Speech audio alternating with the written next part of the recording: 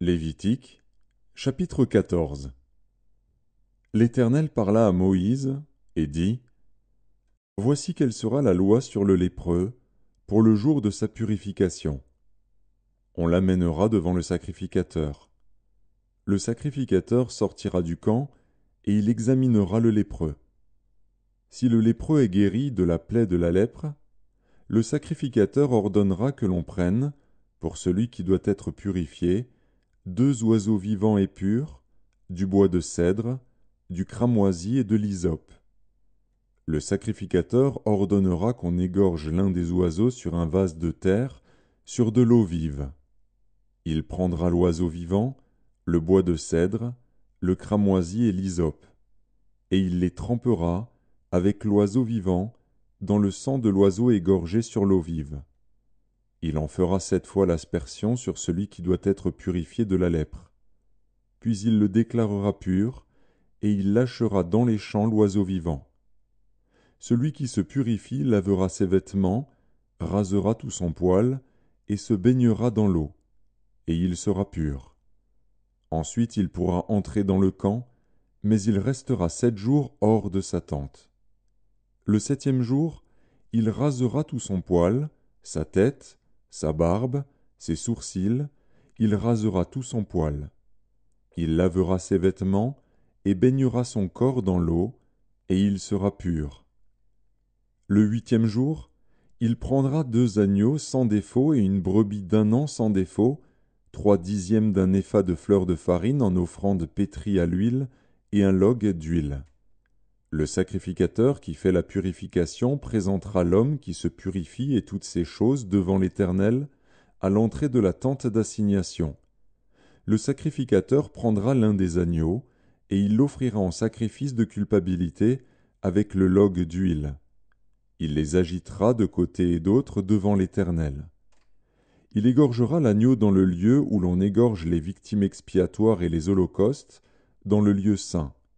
Car, dans le sacrifice de culpabilité, comme dans le sacrifice d'expiation, la victime est pour le sacrificateur. C'est une chose très sainte. Le sacrificateur prendra du sang de la victime de culpabilité, il en mettra sur le lobe de l'oreille droite de celui qui se purifie, sur le pouce de sa main droite et sur le gros orteil de son pied droit. Le sacrificateur prendra du log d'huile, et il en versera dans le creux de sa main gauche. Le sacrificateur trempera le doigt de sa main droite dans l'huile, qui est dans le creux de sa main gauche, et il fera avec le doigt 7 fois l'aspersion de l'huile devant l'Éternel. Le sacrificateur mettra de l'huile qui lui reste dans la main sur le lobe de l'oreille droite de celui qui se purifie, sur le pouce de sa main droite et sur le gros orteil de son pied droit, par-dessus le sang de la victime de culpabilité. Le sacrificateur mettra ce qui lui reste d'huile dans la main sur la tête de celui qui se purifie, et le sacrificateur fera pour lui l'expiation devant l'Éternel. Puis le sacrificateur offrira le sacrifice d'expiation, et il fera l'expiation pour celui qui se purifie de sa souillure. Ensuite il égorgera l'holocauste. Le sacrificateur offrira sur l'autel l'holocauste et l'offrande, et il fera pour cet homme l'expiation, et il sera pur. S'il est pauvre et que ses ressources soient insuffisantes, il prendra un seul agneau, qui sera offert en sacrifice de culpabilité, après avoir été agité de côté et d'autre, et avec lequel on fera pour lui l'expiation. Il prendra un seul 10e de fleur de farine pétrie à l'huile pour l'offrande, et un log d'huile. Il prendra aussi 2 tourterelles ou 2 jeunes pigeons, selon ses ressources, l'un pour le sacrifice d'expiation, l'autre pour l'holocauste. Le 8e jour, il apportera pour sa purification toutes ces choses au sacrificateur, à l'entrée de la tente d'assignation, devant l'Éternel. Le sacrificateur prendra l'agneau pour le sacrifice de culpabilité et le log d'huile, et il les agitera de côté et d'autre devant l'Éternel.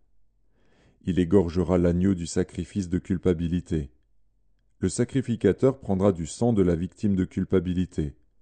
Il en mettra sur le lobe de l'oreille droite de celui qui se purifie, sur le pouce de sa main droite et sur le gros orteil de son pied droit. Le sacrificateur versera de l'huile dans le creux de sa main gauche. Le sacrificateur fera avec le doigt de sa main droite 7 fois l'aspersion de l'huile qui est dans sa main gauche, devant l'Éternel.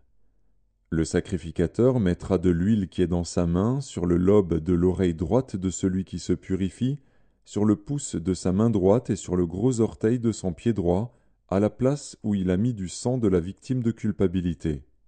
Le sacrificateur mettra ce qui lui reste d'huile dans la main sur la tête de celui qui se purifie, afin de faire pour lui l'expiation devant l'Éternel.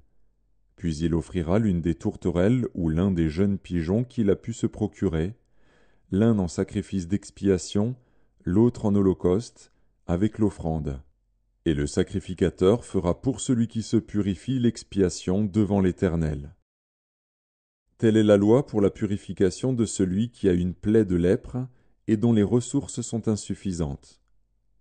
L'Éternel parla à Moïse et à Aaron et dit : Lorsque vous serez entrés dans le pays de Canaan, dont je vous donne la possession, si je mets une plaie de lèpre sur une maison du pays que vous posséderez, celui à qui appartiendra la maison ira le déclarer au sacrificateur et dira : J'aperçois comme une plaie dans ma maison.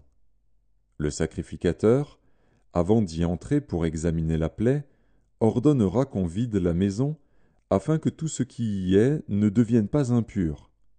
Après cela, le sacrificateur entrera pour examiner la maison. Le sacrificateur examinera la plaie. S'il voit qu'elle offre sur les murs de la maison des cavités verdâtres ou rougeâtres, paraissant plus enfoncées que le mur, il sortira de la maison et, quand il sera à la porte, il fera fermer la maison pour 7 jours. Le sacrificateur y retournera le 7e jour. S'il voit que la plaie s'est étendue sur les murs de la maison, il ordonnera qu'on ôte les pierres attaquées de la plaie et qu'on les jette hors de la ville, dans un lieu impur.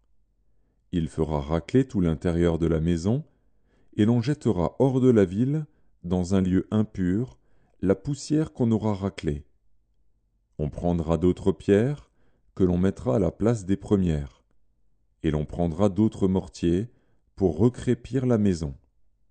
Si la plaie revient et fait éruption dans la maison, après qu'on a ôté les pierres, raclé et recrépi la maison, le sacrificateur y retournera. S'il voit que la plaie s'est étendue dans la maison, c'est une lèpre invétérée dans la maison, elle est impure. On abattra la maison, les pierres, le bois et tout le mortier de la maison, et l'on portera ces choses hors de la ville dans un lieu impur. Celui qui sera entré dans la maison pendant tout le temps qu'elle était fermée sera impur jusqu'au soir. Celui qui aura couché dans la maison lavera ses vêtements. Celui qui aura mangé dans la maison lavera aussi ses vêtements. Si le sacrificateur, qui est retourné dans la maison, voit que la plaie ne s'est pas étendue, après que la maison a été recrépie, il déclarera la maison pure, car la plaie est guérie. Il prendra, pour purifier la maison, 2 oiseaux, du bois de cèdre, du cramoisi et de l'hysope. Il égorgera l'un des oiseaux sur un vase de terre, sur de l'eau vive. Il prendra le bois de cèdre, l'hysope, le cramoisi et l'oiseau vivant. Il les trempera dans le sang de l'oiseau égorgé et dans l'eau vive, et il en fera 7 fois l'aspersion sur la maison. Il purifiera la maison avec le sang de l'oiseau, avec de l'eau vive, avec l'oiseau vivant, avec le bois de cèdre, l'hysope et le cramoisi. Il lâchera l'oiseau vivant hors de la ville, dans les champs. C'est ainsi qu'il fera pour la maison l'expiation, et elle sera pure. Telle est la loi pour toute plaie de lèpre et pour la teigne, pour la lèpre des vêtements et des maisons, pour les tumeurs, les dartres et les taches. Elle enseigne quand une chose est impure et quand elle est pure. Telle est la loi sur la lèpre.